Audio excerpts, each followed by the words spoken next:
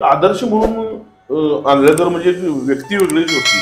ते व्यक्ती म्हणजे म्हणाय गेलं तर एक प्रकारचं देवच. त्यांना संसारापेक्षा मुलं महत्वाची. त्यांचं सर्वस्व तालीम होती. क्या बात आहे, क्या बात आहे. आणि त्यांसले गुरु लाभणं म्हणजे आमचं खूप मोठे भाग्य की काहीतरी आमच्या आई वडिलांनी पुण्याचं केलेलं आणि ते आम्हाला गुरु लाभले. क्या बात आहे. जय हिंद. माझं नाव प्राध्यापक नारायण सनगर. आज असा एका महान मल्लाजवळ आलेला आहे ज्या मल्लानं 2018 साली महाराष्ट्र केसरीची गदा आपल्या खांद्यावरती घेतली आणि सोलापूर जिल्हा जो दुष्काळग्रस्त भाग आहे आणि त्या दुष्काळग्रस्त भागातून येऊन चांगल्या चांगल्या मल्लांची 2 हात करून कुस्ती खेळून त्यांना चितपट करून महाराष्ट्र केसरीची गदा घेणारा पैलवान म्हणजे पैलवान बाला रफिक शेख आज त्यांच्याजवळ आलेला आहे. आणि त्यांच्या घरचा कुस्तीचा वारसा फार मोठा आहे. तो इतिहास आता आज त्यांच्याकडून आपण थोडा जाणून घ्यायचा आहे. तर नमस्कार. नमस्कार. तर पहिलं तुमचं नाव प्रेक्षकांना सांगा. माझं नाव बाला रफिक आदम शेख, राहणार खडकी, तालुका करमाळा, जिल्हा सोलापूर. ओके. तुम्ही कुस्तीचा जे खेळ आहे या खेळात तुमची आवड निर्माण झाली तर ही लहानपणापासून कसा प्रवास चालू झाला तुमचा? आमच्या शेख घराण्यातली 5वी पिढी आहे. आमचे आजोबा, पणजोबा, वडील खूप चांगले पैलवान होते. त्याच्यामुळे आमचा घरचाच वारसा आहे कुस्तीचा. म्हणजे वडील तुम्हाला लहानपणीपासून कुस्तीमध्ये घालवायचं? माझे सगळ्यात पहिले आधीचे वस्ताद म्हणलं तर वडीलच. माझे वडील स्वतः 2010 पर्यंत माझ्याबरोबर लढत केली. तुमच्यावर कुस्ती लढत करायची? हो, लढत. गावाकडे. त्यावेळी तुमचं वजन किती होतं? माझं त्यावेळेस 100च्या आसपास वजन होतं गावाकडे. बर बर. मग त्यावेळी तुम्ही कुस्तीमध्ये ही सुरुवात केली? हो. बर. मग तुम्ही गावातनं इकडे म्हणजे तुम्ही कोणत्या तालमीत गेला? गावातनं नंतर जीवरला आमचे आमदार नारायणआबा पाटील यांनी मला जीवर या ठिकाणी घेऊन गेले आणि त्यांनी माझा खूप चांगला सांभाळ केला. त्याच्यानंतर मला न्यू मोतीबाग तालीम कोल्हापूर येथे पाठवलं. माझे वस्ताद स्वर्गीय हिंदकेसरी गणपताबा आंधळकर यांचं एवढं खूप मोठं लक्ष होतं माझ्यावर की त्यांना माझ्यावरती खूप लक्ष होतं त्यांचं. ओके. म्हणजे मोतीबाग तालीम कोल्हापूर या ठिकाणी तुम्ही खेळला? हो. अरे वा. सराव केला? 8 वर्ष होतं तिथं. 8 वर्ष सराव केला? क्या बात आहे, क्या बात आहे. फार मोठी हे आहे. मला एक सांगा, शिक्षण क्षेत्रामध्ये तुमचं काय कार्य? माझं शिक्षण 12वी झालेलं आहे. मग तालमीत न्यू मोतीबाग मध्ये तुम्ही सराव सुरू केला, बरोबर? मग गणपतराव आंधळेकर तुम्हाला जे सराव घ्यायचे, बरोबर, ते कशा पद्धतीने सराव घ्यायचे तुम्हाला? आमच्या न्यू मोतीबाग तालमीत खूप मोठे पैलवान होते. डबल महाराष्ट्र केसरी चंद्रहार पाटील, उपमहाराष्ट्र केसरी नंदू आबदार, मारुती जाधव असतील, कुंडली गायकवाड असतील, खूप सारे मोठे पैलवान होते. आणि वस्तादांचं माझ्या एवढं खूप लक्ष होतं की मला खाली उतरून स्वतः त्यांनी पोकळ घिसाडाव शिकवलेल्या. मी ज्यावेळेस पहिल्या 2011 मध्ये कुस्तीत चांगला झालो त्यावेळेस मी 1 वर्ष फक्त पोकळ घिसच्या डावावर कुस्ती सर्व जिंकले आणि ते वस्तादमुळे मला शक्य झालं. गणपती स्वतः शिकवायचे मला डाव. तुम्हाला ते शिकवत असताना कधी तुमचे चिडले वगैरे असा प्रकार? हो, खूप मारायचे. पण मला एक दिवस लढतीला नव्हतो गेलो. वडील आलते, म्हणले तू जा तुझ्या घरी, मी माझ्या घरी जातो, तुझं तू बघ, माझं मी बघतो, मी कशासाठी येतो इथे. एवढं मला वरडायचे पण मारायचे, पण डाव मला एकदम परफेक्ट शिकवलेला गिस्सा. फार फार मोठी गोष्ट आहे, कारण गणपती आंधळेकर यांच्या सानिध्यात राहणं हे फार दुर्मिळ आहे. तुम्ही एक माझा व्हिडिओ बघितला असेल, मी एक छोटा व्हिडिओ टाकला होता. हो, आमचं खूप मोठं नशीब की एवढे मोठे वस्ताद आम्हाला लाभले. नाही, ही चांगली गोष्ट आहे आणि हे तुमच्यासाठी पण आहे आणि आमच्यासाठी पण आहे की आजपासून 37 वर्षापूर्वी त्यांच्याबरोबर माझा एक फोटो होता छोटा, आणि तो छोटा आहे की फोटो इतका मोठा ऊर्जा द्यायचा की मी ज्यावेळी ते फोटो बघायचो त्यावेळी मला अशी वेगळी ऊर्जा मिळायची. ऍक्च्युली आमच्या छोट्या मोठ्या यशामध्ये त्यांचं कार्य सुद्धा फार मोठं आहे आणि तुम्ही भाग्यवान आहात की तुम्ही त्या ठिकाणी सराव केला. मला एक सांगा, तुमचं रोल मॉडेल म्हणून कोण होतं तालमीत असताना? पैलवान म्हणून कोण होतं रोल मॉडेल असं तुमचा? माझं पैलवान रोल मॉडेल असताना डबल महाराष्ट्र केसरी चंद्रहार पाटील होते. चंद्रहार बरोबर तुम्हाला खेळण्याचा योग आला का तुम्हाला? चंद्रहार पाटील आणि आमचा सर्वांशी, चंद्रहार पाटील असतील, नंदू आबदार, मारुती जाधव, सर्वांशी माझी लढत व्हायची. त्यांच्याबरोबर एवढी लढत? वय तर तुमचं कमी? मी 2011 न्यू मोतीबागला गेलेलो. तेव्हा वय किती होतं? माझं वय होतं साधारण 22-23 आसपास. आता वय किती? आता 30-32 31 वर्ष. म्हणजे तुम्ही 20-22 वर्षी चंद्रहार पाटला संघ लढत द्यायला? सर्वांची लढती व्हायच्या माझ्या. ती मोठी पैलवान पहिले? खूप मोठे पैलवान. आणि पहिले कसं होतं, पहिले खूप रिस्पेक्ट असायची मोठ्या पैलवानाला. बर. ज्यावेळेस पाटील असे अंगरम करताना जवळनं कोण म्हणजे समोर जात पण नव्हतं. चंद्रहार व्यायाम करताना एवढी रिस्पेक्ट होती आणि वस्ताद लढतीला 7ला म्हणजे 7ला यायचे, तर सुई पडेल एवढा आवाज येईल असं एवढी शांतता असायची तिथं. हा तिथं. मग आल्यानंतर त्यांचं चालू आहे हो, त्यांचं दर्शन घेऊन लढती चालू. 9 वाजेपर्यंत लढती असायची. 9 वाजे. आणि दर्शन घेणं कंपल्सरी होतं का? कंपल्सरी होतं. म्हणजे म्हणजे पैलवानांना एक रिस्पेक्ट केलाच पाहिजे असं तुमचं मत आहे का या बाबतीत? हो, आता त्या कुस्ती क्षेत्रातच राहिले की फक्त दर्शन घ्यायचं, बाकी कुठेच राहिले. आणि वारकरी क्षेत्रात बरोबर. पण मला एक सांगा, आता जरा मी मैदानावर गेलो की पैलवान काही काही टाळतात अशा गोष्टी, मी जरा बघितले, त्याबद्दल तुमचं मत काय? मग तेच म्हणलं, आत्ताचे पैलवान आणि जुन्या पैलवानात खूप जमीन आसमानचा फरक आहे. जुन्याला माहिती होतं कोणाची कशी रिस्पेक्ट करायची, वस्तादांची, मोठ्या पाना, तशी आत्ताच्यांची नाहीये, तेवढं त्यांचं चुकतंय. बरोबर आहे. पण नवीन पिढीच्या नवीन पैलवानांनी आता काय करायला पाहिजे ऍक्च्युअली? मी नवीन पिढीला एवढंच सांगेल की सर्वांनी म्हणजे वस्तादचं खूप रिस्पेक्ट करावा सर्वांची, मोठ्या पैलवानांची. कारण की मोठा पैलवान किती केलं तरी त्याच्यापेक्षा थोडा तो जास्त अनुभव घेतलेला असतो तालमीतला, त्याच्यामुळे सांगतो.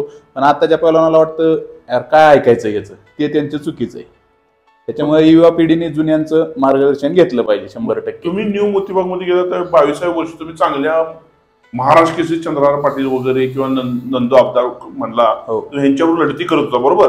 लढती करत तुम्हाला मग गर्व आला नव्हता का? हो, मग मी ज्यावेळेस न्यू मोतीबागला गेलो त्यावेळेस स्पर्धेला गेलो पहिल्यांदा, पाहुंदी येते सातारा जिल्ह्यात. त्यावेळेस मी छोट्या जोडीत होतो, पण तिथं मी विजय चौधरी असेल, महादेव सलगर असतील, राजेंद्र राजमाने असेल, भारत मदने असतील, यांना सर्वांना पाडून मी तिथं पहिली MI केसरीची गदा घेतली. त्याच्यानंतर जो माझा स्टार चालू झाला, मी पहिल्यांदा 5-6 हजार कुस्तीला आहे. त्या वर्षी त्यांना पाडल्यावरती ते सर्वात टॉपचे पैलवान होते, कारण त्यांनी सगळ्याला पाडलेलं. होय होय होय. मग त्याच्यानंतर मी महाराष्ट्रात 1 नंबरच्या जोडीत गेलो त्या एका स्पर्धेत. त्याचं ते शक्य कशामुळे झालं, आमचे वस्ताद हिंद केसरी आंधळकर असतील, चंद्रहार पाटील असतील, सर्वांच्या लढतीने, सर्वांच्या मार्गदर्शनाने. आणि कुंडली गायकवाड पण माझ्याकडून मेहनत करून घ्यायचे, बोलायचे बघा चल मार सपाटी, ही कर ती कर. नंदू आबदार असतील, आम्ही सर्व एका जोडीत होते, नंदू आबदार, मार जाधव. पण असं कवाच भेदभाव नव्हता आमच्यात, कधी भेदभाव नव्हता. हा, बालाची कुस्ती घ्यायची घ्या, आम्ही एका जोडीत इथं तसं नाही, घ्या त्याची घेताय घ्या, असं कोणच कोणाचं नव्हतं. माझ्याच निम्म्या कुस्त्या मारुती जाधव असतील, चंद्रहार पाटील असतील, नंदू आबदार हे ठरवायचे सीजनला की बाबा हे घ्या कुस्त्या.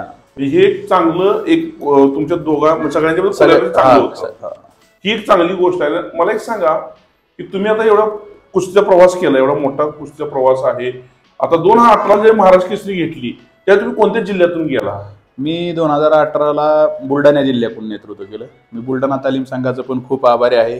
आणि तिथले आमदार, तालीम संघाचे अध्यक्ष सानंदा साहेब यांनी मला त्या जिल्ह्यातनं खेळण्याचा चान्स दिला, त्याच्याबद्दल त्यांचं पण मी खूप आभारी आहे. सोलापूरमधनं का चान्स मिळाला नाही तुम्हाला? मी सोलापूरहून 2 वेळेस खेळलेलो, पण आमच्या जिल्ह्यात खूप सारी मुलं होती, त्याच्यामुळे मग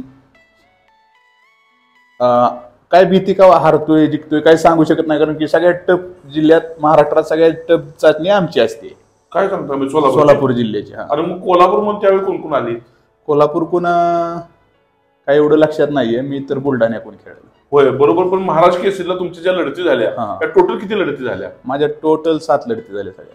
म्हणजे तुमचं सोलापूर किंवा कोल्हापूर मधून सिलेक्शन न होण्याचं कारण राहिला की बाबा गॅरंटी नव्हती महाराष्ट्र केसरी गेल मध्ये आमच्या जिल्ह्याची चाचणी तेवढी टप असते. बर. मिनी महाराष्ट्र केसरी म्हणजे सोलापूर जिल्ह्याची ट्रायल ती झालं तर तिथनं त्या गटात जरी तिथनं मुलगा वर आला तरी तो नंबर मध्ये येणार. क्या बात आहे, क्या बात आहे. मला एक सांगा, त्यावेळी सोलापूर कडून महाराष्ट्र केसरीला कोण कोण आलं? त्यावेळेस सोलापूरकडून त्यावेळी विजय चौधरी होती का महाराष्ट्र केसरीला? ना, विजय चौधरीची आणि माझी नागपूरला मातीतनं फायनलला कुस्ती झालेली. मला हरून मग विजय चौधरी फायनलला गेलेली विक्की जाधव बरोबर. आमच्या तालुक्यातलाच पहिला नाही तो, पण मारा लागला.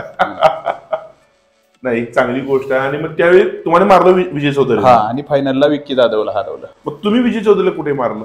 मी विजय चौधरीला मैदानी आमची कुस्ती 4-5दा झाली, त्यांनी 1दा-2दा, मी 1दा-2दा पाडलं. असं झालं काय? म्हणजे मैदानात झालं? मैदानात. MI केसरीला पहिल्यांदा मी त्यांना सामन्यातच होते ते, मी त्यांना तिथं पाडलेलं पोकळगिच्यावरती. बरोबर. तुम्हाला गव्हर्नमेंट मध्ये नोकरी करण्याचा चान्स वगैरे मिळाला? तसं काही चान्स वगैरे काहीच मिळाला नाही. मग महाराष्ट्र केसरी पैलवानांना एकदा जरी महाराष्ट्र केसरी झाला, आता पंजाब केसरी एकदा झाला तर त्यांना डायरेक्ट क्लास 1 ची पोस्ट मिळते. तसं महाराष्ट्र केसरी एकदा झालं तर त्याला महाराष्ट्र केसरी त्याचं तुम्हाला काही गव्हर्नमेंटकडे काय आलं का? हेच महाराष्ट्राचं दुर्दैव की शासन जसं पंजाब हरियाणा जसं स्पोर्टला सपोर्ट करतं तसं महाराष्ट्रातलं करत नाही. एवढंच हितनं मोहर मागं बी पुढे बी जे महाराष्ट्र केसरी होतील त्याला शासनाने 100% नोकरीला लावावं एवढं माझं मत आहे. ही करायला पाहिजे. बरोबर. पण आता मला एक सांगा, आता परत त्या विषयावर जे महाराष्ट्र केसरी 2018च्या अधिवेशनात तुम्ही आला बुलढाण्याकडे, बरोबर, त्यावेळी तुमच्या कुस्त्या कशा कशा झाल्या, त्यावेळी वजन काय होतं तुमचं? माझं मी 2017 एंडिंगला पुण्याला आलो. हा, माझे मित्र वस्ताद गणेश गुले असतील इथले नांदेडचे, त्यांनी मला पुण्याला घेऊन आले. सुरुवातीला तर मला हनुमानाकडे त्यांनी प्रॅक्टिस माझी घेतली. वस्ताद गोरख वांजळे असतील यांनी खूप माझ्या आणि गणेश गुले यांनी खूप माझ्यावरती एवढं लक्ष दिलं की 6 महिने खूप माझी प्रॅक्टिस करून घेतली. आणि मग मी 2018ला जालन्याला महाराष्ट्र केसरी स्पर्धा खेळलो. बरोबर. मग त्यावेळी तुमच्या कशा कुस्त्या आल्या? तुमचं वजन काय होतं? माझं वजन होतं ज्यावेळेस मी महाराष्ट्र केसरी सामन्याच्या आधी माझं वजन होतं 145 किलो. 145? हा. मग मी 2-3 महिन्यात 124 किलो वजन केलं. कमी काय केलं? ते 125ची आट आहे ना, 125च्या पुढे जमत नाहीये. महाराष्ट्र 125च्या पुढे जमत नाही. मग माझे तेवढे जे गणेश गुले गोरख वांजळे त्यांनी माझी एवढी प्रॅक्टिस करून घेतली आणि तेवढं वजन कमी करून मग गेलो. मग मी माती विभागात नाही खेळलेलो. बर. मग त्यावेळी तुमच्या कोणाकोणाबरोबर आल्या माझी त्यावेळेस? आठवणीची लढती साईनाथ रानवडे, मुन्ना झुंझुर्गे, संतोष दोरवड, लातूरचा एक कोणतरी पहिलवान होता. कोल्हापूरचा कोण आलता? नाही, कोल्हापूरचा नाही. आणि फायनलला अभिजित कटके बरोबर मॅटवर आले. हो. मॅटवर का आले? मग मातीत का गेले फायनल? मी मॅटवरची मातीतला आणि मॅटवरची फायनल मॅटवर लावतात. म्हणजे एक मातीत नाही येणार, एक मॅटवर नाही येणार. बरोबर. मग मी काय म्हणतो, महाराष्ट्र केसरीची फायनल जी असते ती मॅटवरच होती, बरोबर. मातीत का होत नाही? ते काय माहिती, बंद केली मॅटवर. मातीतली पहिली होती मातीत जणू, बऱ्याच दिवसापासून बंद केली. ज्यावेळेस छोटे रावसाहेब झाले ना त्यावेळेस पासून बंद केले. बरं, मला एक सांगा, मग तुम्ही मातीतून डायरेक्ट मॅटवर आले, तुम्हाला अनुभव वेगळा? म्हणजे माझी प्रॅक्टिस खूप चांगली करून घेतली होती मी. 6 महिन्यातनं फक्त 2 सुट्ट्या गेलेल्या. Continue practice. ती 2 व्यक्ती माझ्यासोबत असं म्हणतात ना उशाला असेच होते, खाणे पिणे आणि माझे पार्टनर. बाहेर जाणे नाही, काय नाही, काय नाही, प्रॅक्टिस आणि प्रॅक्टिस. मग त्यांच्या त्या कष्टाला यश आलं. क्या बात आहे. मग महाराष्ट्र केसरी जेव्हा तुमची लढत चालू झाली ती दिवस कोणता होता? काय दिवस? काय 23 डिसेंबर होता बघा. 23 डिसेंबर. मग त्या दिवशी किती वाजता मॅच सुरू होणार? मॅच 7 वाजता सुरू झाली ती. माझ्यावरती पहिल्या मिनिटाला अभिजित कटकेने मला मॅचच्या बाहेर ढकलून दिलेलं. त्यावेळेस माझा मसल पण फाटला. खुर्चीवर आमची कुस्ती, तुम्ही व्हिडिओ बघितला असेल का नाही माहित नाही बघायला. व्हिडिओ बघा. खुर्ची पार तुटलेली, कॉमेंट्रीवाल्याच्या अंगावर गेलेलो. माझा मसल फाटलेला पण मी काय लक्ष दिलं नाही त्याच्याकडे. महाराष्ट्र केसरीच्या मैदानात आज आणि अगोदर तुमची कंडिशन काय होती त्या दिवशी? मॅच आज फायनल मॅच आहे. मला असं एक आनंद होता की आता आपण फायनलला तर गेलोय. एक कोणचं तरी, आणि आई वडिलांची आणि सर्वांची इच्छा होती की माझा मुलगा बाबा त्यांची इच्छा होती की महाराष्ट्र केसरी होऊ नाही तर नाही होऊ, पण एक तर पद कोणतं तरी भेटते बाबा माझ्या मुलाला. आणि मी घरातले सर्वांना बोलवलेलं बघायला. आई वडील, मी पहिला महाराष्ट्र केसरी असेल आतापर्यंतच्या इतिहासात की ज्यांनी आई वडिलाला पहिल्यांदा, वहिनी असतील, भाऊ असतील, सर्वांना मागाय बोलवलेलं. माझी अशी भावना होती की आपण परत जाऊ या नाही जाऊ त्याचं काय सांगू, ती नशिबाची गोष्ट. पण मी फायनलला गेलो तर ह्यांना पण बघायला समोरासमोर. मी एकमेव महाराष्ट्र केसरी असेल की सगळ्या आई वडिलांना सगळ्यांना बोलवलेलं मॅच बघायला. मग आई वडील तर होते, त्याचबरोबर मोठे मोठे कोण व्यक्ती होते कुस्त्या बघायला त्यावेळी? कोण मंत्री वगैरे कोण आलते का? मंत्री तिथलं आयोजनच अर्जुन खोतकरांनी केले. ते शिवसेनाचे मंत्री होते. परत धनंजय मुंडे आलते. बाळासाहेब लांडगे होते.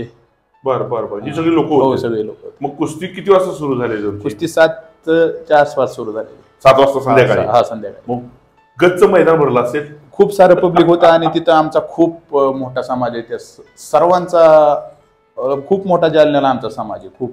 आणि सगळ्या गरिबांची, सगळ्यांची आशीर्वाद माझ्यासोबत होते त्या दिवशी. बरोबर. असं मला म्हणायचं. मैदानात टाळ्या वाजल्या असतील आणि दंगा झाला. बर. आणि मग त्यावेळी ती तुमची कुस्ती सुरू झाली, बरोबर. मग पंच म्हणून कोण होते त्यावेळी? पंच काय एवढं लक्षात नाहीये. आणि मग ते मला मॅटच्या खाली ढकलल्यावरती माझे वस्ताद गोरख वांजळे यांनी सांगितलं फक्त शांत डोकं ठेवून खेळ. त्याच्यानंतर जी गेम चेंज झाली ती सर्व पॉईंट माझे झाले. 3 कुस्ती झाली. मग 11 दिवस कटकेला अभिजित कटकेला मारलं. हा, माझ्या 11 आणि अभिजित ते 3. किती वेळ चालली कुस्ती? 6 मिनिटं होती पूर्ण. 6 म्हणजे 2-2 मिनिटाची 3 नाही 3 मिनिटाचे राऊंड आहेत आता. 2 का 3 राऊंड? 2 मध्ये 30 सेकंदाची विश्रांती. ओके, एवढ्यात पटपट ऍक्शन केली. आणि महाराज केसरीची गदा खांद्यावर मिळाली. ही जीवनातील फार मोठी अचिव्हमेंट आहे. हो, खूप मोठा. म्हणजे स्वतःला विश्वास बसत नव्हता की मी मराठी केसरी. आणि माझ्या अवस्थाची हिंद केसरी स्वर्गीय असे गणपत आंधळकरांची खूप इच्छा होती की, आणि वडिलांना त्यांनी सांगितलेलं की बाला माझा शेवटचा पैलवान आहे. आणि मी त्यांची इच्छा पूर्ण केली. मी पण खूप नशीबवान समजतो. बोललेली हो, फार मोठी गोष्ट आहे. कारण म्हणजे त्यांनी स्वतः म्हणजे माझा शेवटचा पैलवान बाला. हो, बाला. वडिलांना सांगितलेलं माझ्यापाशी मला असं 1-1, 1.5 तास उभा करायचे लेक्चर देताना. माझा शेवटचा पैलवान बाला. ज्यावेळी गणपती वारले त्यावेळी तुम्ही गेलता का तिथं? मी ज्यावेळेस आंधळकर वस्ताद वारले त्यावेळेस मी होतो भुसावळला. बर, कुस्ती होती. मी ती कुस्ती करून गेलतो मी त्यांच्या गावी. हो, अंत्ययात्रा? हो, नाही होतो मी तिथे. त्यावेळेस पोहोचलो तिथे मी. सगळे पैलवान आले होते? हो, सर्व.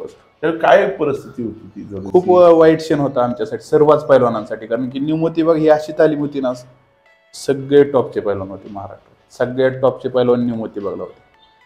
आणि आंधळकर वस्तादांचा फक्त डोक्यावर हात असला ना तरी पैलवान न्यू मोतीबाग मधला फेल जात नव्हता. त्यातला अनुभव सगळ्यात मोठा मला आहे.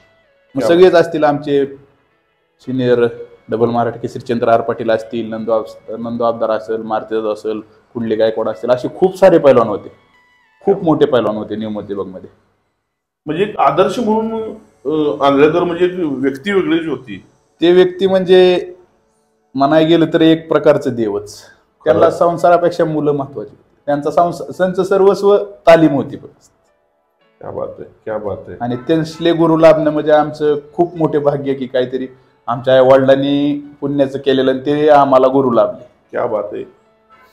कुठल्याही पैलवानांना आजकाल गुरुच्या प्रती ऋणी राहिलं पाहिजे आणि कृतज्ञ राहिलं पाहिजे. कृतज्ञ न राहिलं नाही पाहिजे. कारण आजकाल पिढीमध्ये कृतज्ञता जास्त आलेली आहे. म्हणजे गुरुला न मानणे, गुरुचा रिस्पेक्ट न करणे, गुरुला म्हणजे तुच्छ मानणे. जरा मोठा झालो की गुरु म्हणजे सर काहीच नाही. आणि तो व्यक्ती तुमच्यासाठी एक नॉर्मल व्यक्ती होऊन जातो किंवा एक साधारण व्यक्ती होऊन जातो. पण ही ऍक्च्युली पैलवान बालापेक्षा यांच्याकडून ऐकण्याची चांगली मोठी संधी लोकांना मिळायला आलेली आहे. तर गुरुचा जो रिस्पेक्ट करतो, म्हणजे कोल्हापूर किंवा सोलापूरमधनं ज्या मुलाचं सिलेक्शन झालं नाही महाराज केसरीच्या स्पर्धेसाठी, कारण का झालं नाही तर तो स्पर्धेत त्यांना गॅरंटीड नव्हता पैलवान. मग बुलढाणा या जिल्ह्यानं धाडस केलं. बुलढाणा या जिल्ह्यानं संधी दिली आणि त्याच मुलानं सोलापूरचं असून कोल्हापूरमध्ये व्यायाम करणार असून बुलढाण्यामध्ये जाऊन महाराज केसरीची गदा आपल्या खांद्यावरती घेतली. म्हणजे कधी कधी विश्वास न बसणाऱ्या गोष्टी जो होतात त्याला कारणीभूत फक्त गुरुचा आशीर्वाद असतो. मला एक सांगा, कुस्त्या तुम्ही ज्यावेळी खेळत होता बरोबर, त्यावेळी तुमचं रोल मॉडेल तर चंद्रहार पाटील वगैरे होता. तुमचा जो व्यायाम व्हायचा, तुम्ही सकाळी कितीला उठायचं? दिनचर्या काय असायची? मी सकाळी 4ला उठायचो. बर. कोल्हापुरात असताना 4ला उठायचो. ज्यावेळेस मी पुण्याला आलो त्यावेळेस मी 3ला उठून पहिल्या सपाट्या मारायचो. बघ, ती कसं असायचं? तेच माझी मराठी केसरीच्या आधीची प्रॅक्टिस सांगतो. मी सकाळी 3ला उठायचो.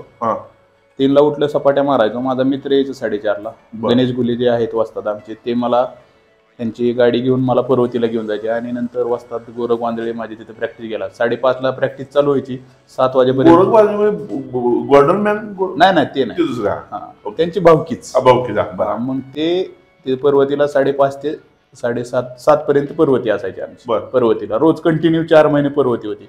मग तिथे वेगळे वेगळे स्टेप, कुठं पाठीव घेऊन चाल, पळ, हे बैठक मारत चल. आणि मग तिथनं आल्यानंतर ती नाश्ता झाल्यावरती 9, 9:30ला जिमला यायचो. जिम मध्ये परत रनिंग घ्यायची माझी. मग जिम 12, 12:30 पर्यंत परत तालमीत जायचो. डाएट मध्ये फक्त उकडलेलं कडधान्य खायचो. बाकी काय खात नव्हतं. मग तुम्ही जास्तीत जास्त बैठका आणि जास्तीत जास्त सपाट्या किती मारल्या? मी जास्त बैठकी जास्त नाही मारल्या, पण सपाट्या 1000 वर मारत होतो एका टायमाला. एका टायमाला. आणि बैठकी किती मारायच्या? बैठकी जास्त नाही, 500, 600, 700 बैठकी. बैठकीचा जास्त नाही. 700 नाही, म्हणजे 700 सुद्धा जास्त आहेत. जास्त सपाट्यावर जास्त ध्यान असायचं. मी लहान असताना आमच्या संग एक घटना घडली. माझा वस्ताद होते लालासो चौगुले म्हणून आमच्या गावचे. त्यांनी काय केलं की माझी परीक्षा बघायची मला पेढा आवडायचा. मला म्हणलं तुला एक पेढा देतो, बैठका सगळ्यात जास्त मारायच्या. आणि असं म्हणत त्याने माझ्याने 12च्या बैठका मारून घेतल्या. दुसऱ्या सकाळी बसायला येईना, मला बाथरूमला टॉयलेटला बसायला येईना. तर ही माझ्या जीवनाची आठवणीची गोष्ट आहे. आणि ती वस्ताचा पण म्हणजे वस्ता सुद्धा अजून सुद्धा नाव काढतो, बैठक मारायला चांगला होतो. ही चांगली गोष्ट आहे. हा एवढा तुमचा कस त्यांनी करून घेतला, व्यायाम करून घेतला, तुमचं हार्डवर्क करून घेतलं. त्यावेळी तुम्हाला त्यांचा राग कधी येत होता का हो? त्यावेळेस ज्यावेळेस राग आला तरी काय मी विचार करायला आपल्या चांगल्यासाठीच. मला गोरख मांजळे वस्तात म्हणायचे मला शिव्या देतो, तुला राग येत असेल तर. तुला माझा राग येतो ना, मी तुला एवढा त्रास देतो, मला शिव्या दे पण व्यायाम कर. अरे बापरे. मग मी परत विचार केला राग येऊन फायदा काय, आपल्या चांगल्यासाठीच आबत्यात ना ती दोन व्यक्ती. पण हे कळायला आजकाल तुम्ही म्हणताय बरोबर आहे, पण आजकाल लोकांना कळत नाही. आता एखाद्या मुलाला समजा, मी आता शिक्षक आहे, प्राध्यापक आहे, बरोबर, मी एखाद्या मुलाला शिवाय देतो, मी रागावतो आणि त्या मुलाची चूक नसता सुद्धा रागावतो, कारण आम्हाला त्याची परीक्षा बघायची असते. पण ते मुलांना ऍटिट्यूड असा होतोय त्याला काय माणसं ऐकायचं, आणि मग मुलं आताच्या सर्वात स्पोर्ट्स मधनं ते चुकीचं आहे, ते पोरांनी सुधारायला पाहिजे. जर तुम्ही लांब गेला असता तर तुम्ही जर म्हटलं असतं मला लय त्रास द्यायला लांब गेला असता तुम्ही. माझी अशी जी कहाणी सांगतो की मी पहिल्यांदा मला पर्वतीला नेलं, कवाच पर्वती माहित नव्हती, खूप दम लागला पहिल्या दिवशी. माझा बंधुराज आहे छोटा, समीर शेख नाव ऐकलं असं, आता चांगला आहे समीर शेख. मग तो मला 2 दिवस म्हणा चला की जाऊ पर्वतीला, चला. मला ती पर्वती म्हणलं की भीती वाटायची पहिल्या 2 दिवस नेल्यामुळे. मग गणेश गुले आणि गोरख भाऊ मला काय बोललेच नाहीत 2 दिवस. मी ती पर्वतीला नाही आलो म्हणून मला बोलायचंच बंद केलं त्यांनी. मग मी विचार मला बोलायचं का बंद केलं बाबा यांनी. मला ये बी म्हणणार तर नाही बी म्हणणार प्रॅक्टिसला. बरोबर म्हणले तुम्ही आला नाही 2 दिवस म्हणून आम्ही बंद करतो सगळंच.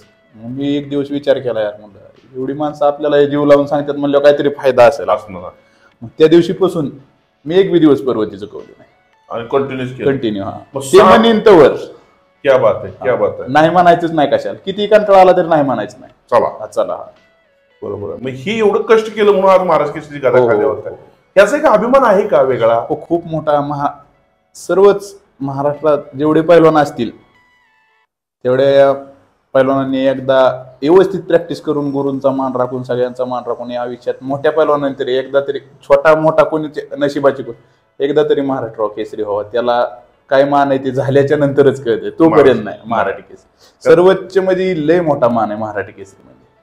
खरंच ही फार मोठी गोष्ट आहे. महाराज केसरी म्हणजे नोकरी मिळणं किंवा न मिळणं हा पुढचा भाग आहे, पण जो मान आहे ना, कुठल्याही मैदानात जाऊन द्या, आज वय वर्षे 80 असणारा, 85 वय असणारा जर महाराष्ट्राच्या मैदानात आला तर जो मान मिळतो तो मान सर्वोच्च मान असतो. या ऑलिम्पिकवीर बंडा पाटील आहेत, जे ऑलिम्पिकला नुसतं जाऊन आले तर त्या ऑलिम्पिकवीर बंडा पाटील नाव जर घेतलं अंगावर काटा मारतो अशी व्यक्तिमत्व म्हणजे ऑलिम्पिकवीर बंडा पाटील आहे. ते मैदानात फिरताना व्यक्ती लहान पण कार्य मोठं असल्यामुळे त्यांना रिस्पेक्ट आहे आणि आता सुद्धा रिस्पेक्ट मिळतोय.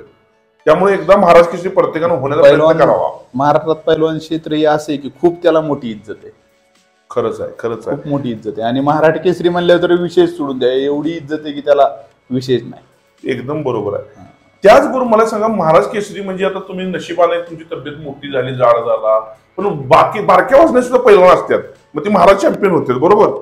अशी पण पैलवान असते 52 किलो वजन गट आहे, 58 किलो आहे, 62 किलो आहे, तर त्यांच्यासाठी पण चांगली संधी आहे का? हो आहेच की. आता बघा मराठी त्यांना ते पण होऊ शकतात ना. राहुल आवारे सारखा पैलवान सर्वसाधारण कुटुंबात आलेला, आज DYSP आहे, ही महाराज चॅम्पियन झाले. सुरुवात तर महाराष्ट्र चॅम्पियन पासूनच झाली ना त्यांची. होय होय होय. तर महाराष्ट्रापासूनच चालू झाली ना, नंतर मग ऑल इंडिया, मग ऑलिम्पिकला राष्ट्रकुलला त्यांनी मेडल आणले, मग ते जॉबला लागले. क्या बात. सुरुवात तर महाराष्ट्र चॅम्पियन पासूनच झाली त्यांची. असं म्हणले ते महाराष्ट्राशी मी होऊ शकत नाही, बंद करूया. मग आज सर्वसाधारण कुठे असते ठिकाणी बरोबर. मग मला सांगा, तुम्हाला महाराष्ट्र चॅम्पियन होण्याचा योग आलता का त्याच्या अगोदर? मी महाराष्ट्र चॅम्पियनला कधी खेळ, कारण की माझं वजन होतं 100च्या पुढे, त्याच्यामुळे मी खाली गटात खेळायचा माझा संबंध, मी डायरेक्ट ओपनचाच प्लेअर झालो पहिल्यापासून. बरोबर. 144 वजन ज्यावेळी तुम्हाला कमी करायचं होतं त्यावेळेस मी दिवसातनं 3दा रनिंग करायचो. किती किलोमीटर काय पर्वती सकाळी परत जिम मध्ये ट्रॅक वरनं 40 राऊंड मारले की 4 किलोमीटर व्हायचे, आणि संध्याकाळी लढत झाल्यावर परत 5 किलोमीटर इथं नांदेड सिटीच्या ग्राउंडला यायचो, आणि मग स्विमिंग टँक मध्ये 8 वाजेपर्यंत माझा संध्याकाळचा 4ला प्रॅक्टिस झाली, 8 वाजता संपायची. मग 8 वाजता मित्र ते गणेश गुले त्यांनी काय डाएट असेल, मटन चिकन तंदूर ते स्वतः घेऊन यायचे मला खायला. तिथं टँक मध्येच खाऊ घालायचे आणि त्यांचा एक फ्लॅट आहे तिथं नेऊन मटण खाऊ घालायचे आणि मग मी तालमीत जायचो झोपायला. परत सकाळी 3ला त्यांचा फोन यायचा मला, उठा. काका पवार वगैरे यांचा तुम्हाला सहवास लाभला का त्या दरम्यान? त्यावेळेस काय असा सहवास कोणाचा लागला नाही आपल्याला त्यावेळेस नाही भेटला. त्यावेळी आपलं प्रॅक्टिस आणि मी आणि कुणाच्या ध्यानी मनी नव्हतं की मी मराठी केसरीला फायनलला जाईल आणि होईल. फक्त गणेश घुले आणि गोरख वांदळ्यांना माहित होत, कारण त्यांनी माझी प्रॅक्टिस करून घेतलेली. त्यांना विश्वास होता की म्हणूनच त्यांनी पूर्ण ताकदीने काम केलं. बरोबर.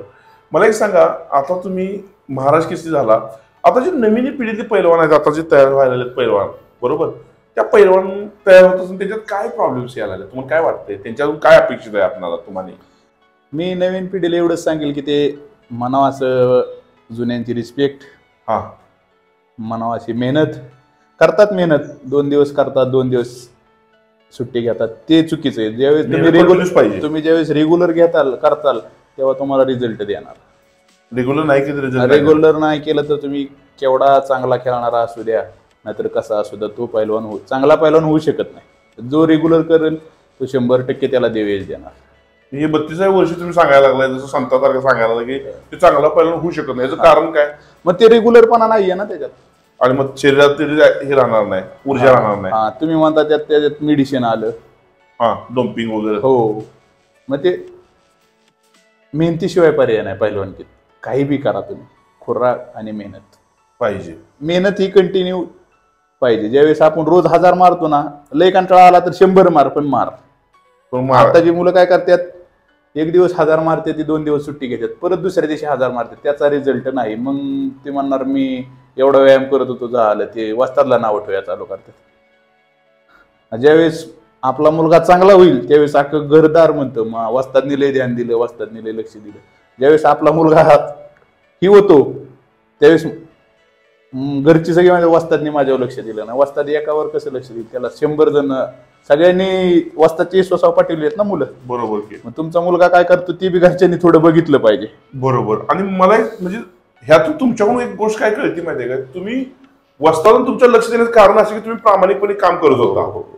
तसं महाराज चॅम्पियनला सुद्धा लहान गटामध्ये जर प्रामाणिकपणे काम करायला आला तर त्याला सुद्धा वस्ताद चांगल्या ध्यान देणार. आणि जो चुकारपणा करतोय त्याला दुर्लक्ष कोण पण करणार. आता आम्ही पण तसं साहजिकच आहे. जो विद्यार्थी अभ्यास करतो त्याच्याकडेच लक्ष देणार ना वस्ताद सगळेच. ही फार मोठी गोष्ट सांगतायत, हे नवीन पिढीला फार मोठा संदेश आहे. मला एक सांगा, तुमच्या आवडीची तुमची कुस्ती जी स्मरणात आहे अशी कोणती? माझी सर्वात आवडीची कुस्ती म्हणलं तर ज्यावेळेस मी विजय चौधरीला पाडलं MI केसरीला, कारण की माझी सर्वात पहिली गादा होती ती. ती सगळ्यात माझी कुस्ती त्यावेळेची, कारण की विजय भाऊ मोठे पैलवान होते त्यावेळेस महाराष्ट्रात. त्यांनी सगळ्या इंडियात कुणाला सगळ्याला पाडलेलं आणि मी त्यांना पाडलेलं, त्याच्यामुळे ती कुस्ती माझी. मग मला सांगा, विजय चौधरी संग आता भेटणं जे होतं तेव्हा तुमची मैत्री आहे का? हो, खूप चांगली मैत्री आहे आमची. युट्यूबला एक व्हिडिओ पण आहे आमच्या दोघांचा. आम्ही पर्वतीला बोलत असताना कोणी काढलाय ती माहित नाहीये, पण आहे व्हिडिओ आमचा आणि खूप चांगलं मैत्री आहे. कुस्तीमध्ये हार जीत तर एक वन टाइम असते. हो, ते त्या डावात धावला म्हणून विजय चौधरी पडले. तुम्ही धावला तुम्ही पडला. बरोबर. पण तुमच्यात तशी मैत्री आहे, दुश्मन नाही. माझ्या महाराष्ट्रातला असा कोणताच पैलवान नाही की आपली कोणाची दुश्मन. आणि मी कुस्तीत कधी कोणाशी वाद केला नाही. तुम्ही आतापर्यंत कोणाला बी विचारा, बालारपिता इतिहास, कुणाबरोबर वाद नाही, कुणाबरोबर रडकी कुस्ती नाही, कुणाला जखम इंजुरी होईल म्हणून अशी कुणाबरोबर कुस्ती नाही. कधी आपला कुणाशीच वाद हा संबंधच नाही पैलवानकीत. म्हणजे खेळाडूने प्रतिस्पर्ध्यां जरी पाडलं हो तरी एक त्याला जखम व्हावी, इजा व्हावी असं काही करू नये. खेळाडू कसं आहे, इंजुरी झाली की 1 वर्ष वाया जाते. बरोबर. ते करिअर संपतंय. काहीच चांगलं होतंय, काहीच करिअर संपतंय. इंजुरी झाली पण पैलवानाने 1 वर्ष थोडं व्यवस्थित राहून रिकव्हरी होऊ शकतो. माझं पण एक लिगामेंटचं ऑपरेशन झालंय. मी 14 महिने कुस्ती खेळलो नाही. खेळलो परत छोट्या मुलापासून चालू केली, जणून नवीन तालमीत आले. मला म्हणून आज पायाचा काय त्रास नाही. सिकंदर शेखला इजा झाली होती पायाला, बरोबर. ती काय लय मोठी इंजुरी आहे का ती? आता ते खेळताना तर दिसतं व्हिडिओ मध्ये की जास्त इंजुरी आहे. आता त्याचं बॉडी त्याला रिस्पॉन्स कशी देते आता त्याच्यावरती आले. त्यांचं प्रॅक्टिस, त्याचं व्यायाम चालू आहे. हो, ते आता येणाऱ्या 2 आणि कसं आहे, तो किती गेलं तरी यंग आहे ना अजून, त्याला बॉडी पण चांगली साथ देणार. बरोबर. हा. त्यामुळे तो परत हुताचा आणि वर येणार आहे. बरं, मला एक सांगा, आता तुम्ही कुस्ती खेळताय, आता पुढचं टार्गेट काय आहे? हिंदी केसरी टार्गेट आहे का? आता कसं आहे, आपण महाराष्ट्र केसरी झालोय, त्याच्यामुळे हिंदी केसरी होऊन त्याला काही उपयोग नाहीये. का बरं, असं का वाटतं? नाही, त्याला तेवढं क्रेज नाही हो जेवढं महाराष्ट्र केसरी. आपण एवढं ज्याच्यासाठी ध्येयवेड झालो होतो ते सोडून हिंदी केसरी होणं माझ्या बुद्धीला नाही पटत. जी किंमत काय आहे, महाराष्ट्र केसरी तर आपण आहेत. बरोबर. मग आता तुम्हाला एखादी नोकरी वगैरे आहे का?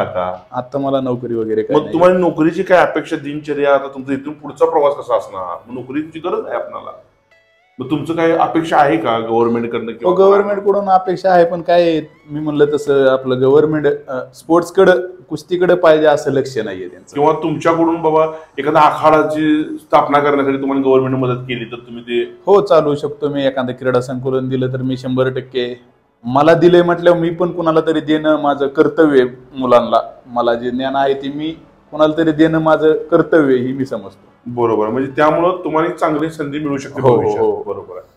मग येणाऱ्या काळात तुमचं टार्गेट आणि दुसरं काय टार्गेट आहे तुमचं पुढचं? अजून पहिलवानकीच करतोय मी. करणार आहे. अजून कुस्त्या होतात तुमच्या? हो, माझ्या रोज कुस्त्या चालू आहेत. उद्यापासून माझ्या 20 तारखेपर्यंत रोज कुस्ती आहे मैदानी. आणि खूप चांगला सीजन चालू आहे. महाराष्ट्रातली सर्व जनता माझ्यावर खूप चांगलं प्रेम करते आणि असंच प्रेम करावं. कारण की मी सर्वांशी मिळून हसून खेळून कधी कमिटीला कधी नाराज करत नाही, कोणाला नाराज करत नाही. त्यामुळे खूप महाराष्ट्रातली जनता मला जे मिळतंय ते समाधान आहे आपलं. महाराष्ट्रातली जनता खूप मला प्रेम करते. क्या बात आहे, क्या बात आहे. कोल्हापूरला जेव्हा आला, बरोबर, कोल्हापूरची माती तुमच्यासाठी जरा वेगळी होती, बरोबर. तिथं आल्याला तुमचा अनुभव काय हो? तिथं पैलवान वगैरे भेटले असं जर थोडस? मी माझे तालमीत आल्यावरती मला तर खरं तर आमच्या आमदारांनी गंगावेशला लावलेलं. तिथं काही राहायला जागा नव्हती, मला नाही आवडलं तिथलं. मग मी त्यांच्या परस्पर न्यू मोतीबागला आलो. बर. न्यू मोतीबागला आल्यावर सगळ्यात पहिले मला संभाजी कळशी म्हणून कराडपासला पैलवान एक, मग ते भेटला. तिथं म्हणला राहा तुम्ही इथं, चांगलं वाचा, तिथे लय मोठे मोठे पैलवान इथं लढती भेटतील तुम्हाला. मग मी तिथं राहिलो. बर. मग माझी लढत काय लगेच काय पाटलांबरं, नंदू अब्दार बरं यांच्याबरोबर काय लावली नाही. माझी 2 महिन्यानंतर माझी लढत मी मोतीबाग तालमीत विजय पाटील म्हणून चांगला पैलवान होता, महाराष्ट्र चॅम्पियन. त्यावेळेस ते 96ला मेडलही बसलेलं. मी त्याला कराडपाशी पाडलं. मग वस्तात त्या मैदानात होते, आंधळकर वस्तात. मला 100 रुपये बक्षीस पण दिलेलं. आणि वस्ताचं एवढं होतं की मला जिथल्या त्या मैदानात ते असतील तिथं 100 रुपये बक्षीस मला असायचं कुस्ती. बरोबर. मग ती कुस्ती बघितल्यावर मग माझ्यावर लक्ष, म्हणजे माझ्यावर हे केलं आणि मग ह्यांच्या सर्वांबरोबर माझ्या लढती लागायला लागल्या. बरोबर बरोबर. मग तुमचं गंगावीच्या पैलवानांच्या बरोबर लढती व्हायला लागल्या का त्यानंतर? हा, मग माझ्या माऊली बरोबर म्हणा, योगेश बोंबाळे बरोबर म्हणा, सगळ्यांबरोबर लढती. किरण भगत वगैरे? किरण भगत बरोबर झालेली. हा, माऊली कोकाटे? माऊली कोकाटे नाही, माऊली कोकाटे छोटा होता त्यावेळेस. आणि जमदाडे? हा, जमदाडे बरोबर झालेली. योगेश बोंबाळे ते गंगावेशच्या वेळेचे म्हणजे काजी, सिकंदर वगैरे याच्याबरोबर नाही? ते छोटे होते तेव्हा, म्हणजे आम्हाला छोटे होते, लहान होते. ती तुमच्या लहान गटातली सगळी? हा, लहान. माऊली ही तुमच्या जोडी? हा, माऊली, योगेश बोंबाळे, अमोल फरतडे, अण्णा कोळेकर, सुनील साळुंके DYSP आहेत ते. बर. अजून महेंद्र गायकवाड? नाही, ते पुण्याचे महेंद्र गायकवाड सिनियर का ज्युनियर? ती छोटी, ती छोटी. बरोबर. परत सुनील साळुंके झाल्यावरती बापू मंडले. बर बर बर. बनकर वगैरे ते काय? नाही, ते पण छोटे आम्हाला, छोटे. परत योगेश पवार, महादेव सलगर. बरं. म्हणजे चांगल्या माझ्या सगळ्यांबरोबर महाराष्ट्रातले जेवढे आहेत तेवढ्या सगळ्यांबरोबर लढती कुस्त्या झालेल्या आहेत. आणि बाहेरच्यांबरोबर पण खूप. मी आता तुम्हाला सांगतो की ज्यावेळेस आम्ही फॉर्मला होतो, सगळीच नंदू आबदार असतील सर्व महाराष्ट्रातली, त्यावेळेस जर मीडिया मध्ये एंटरटेन युट्यूबचं ते असतं तर त्यांच्या एवढे मोठे पैलवान नाहीत कोण आता. क्या बात, क्या बात. पण त्यावेळेस ती सोशल मीडिया नव्हती, त्याच्यामुळे ते महाग.